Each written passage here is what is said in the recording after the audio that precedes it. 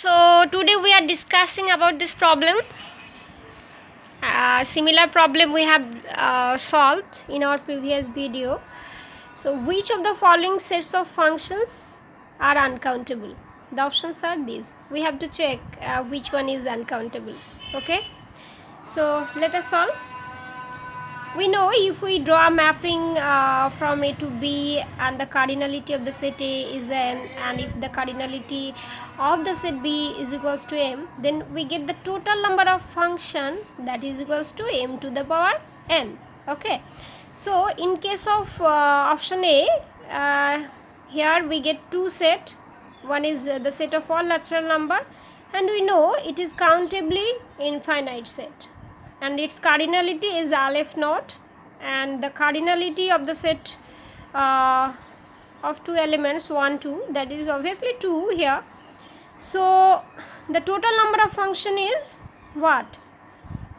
M to the power n. Okay, so here m is 2 and n is aleph naught, so 2 to the power aleph naught, that is equals to continuum, and we know continuum is the cardinality of an uncountable set. So obviously what?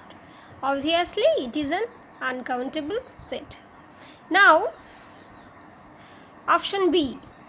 Option B, in here we have similar sets, but the mapping is from the set of two elements 1 to 2 capital N.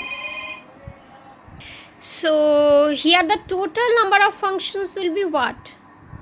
Aleph naught square, that is equals to aleph naught, and aleph naught is the cardinality of countably infinite set. So obviously option B, in case of option B, it is countable.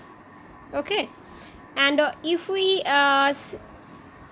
see option C, then B and C are similar, but we here we get extra restriction. So obviously C is a subset of option C is a subset of option B. So obviously we know that every subset of a countable set is countable. So option C is countable. Okay, now we have to check option D. Okay, option D is a mapping from natural number to the set 1 2. So we have to calculate total number of function. Okay, so the restriction is f1 less or equals to f2. Okay, so one has two options. One can goes to 1, and it can go to 2, but 2 has only one option. If one map to 2, then 2 only can map to 1. Okay, because f2 is greater equals to f1, that is the restriction. Okay, so 2 has only one option in that case if 1 map to 2. Okay, so if 1 map to 1, then 2 can map to 1 and 2, etc. 2 has two choices in that case, and others element has two choices. So 1 has two choice, 2 has at least one choice, 3 has two choice. So similarly others element has two choice. So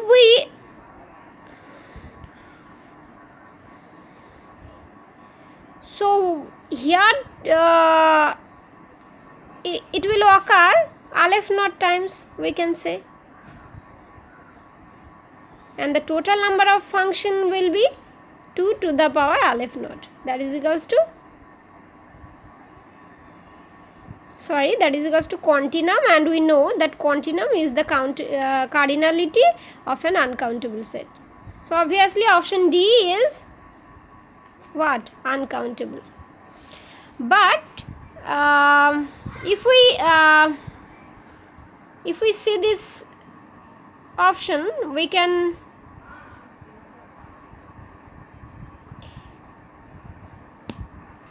say that option D is a subset of option A.